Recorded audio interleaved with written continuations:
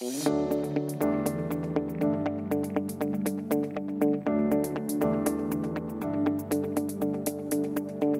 has been a great day for PLOCAN, in which the results of the project PivotBuoy has been presented with success. It has been a great opportunity for the Canary Islands to provide our facilities here, and also to use our facilities to demonstrate the viability of the technology developed by the X-Wind partnerships, and also with the support of the European project.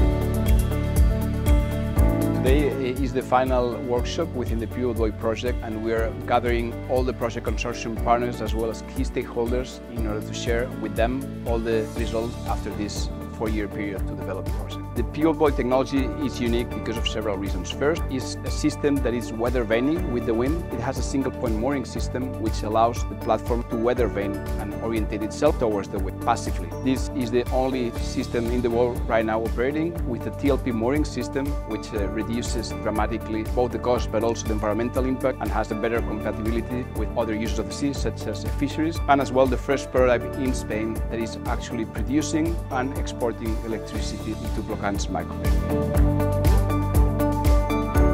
DTUs Role in the project has been in part modelling and validation of the X30 prototype. I think a really fun opportunity for us. It's not that often that we get to model a system such as this, let alone actually get access to data from the system installed off of the coast here at PLOCAN. So for us, it's been really an honour and a privilege to work with X1 and the rest of the consortium, and the results we've been getting and the learnings that I think we've all had along the way have made the consortium in this project been really worthwhile. It's been a very, very good experience.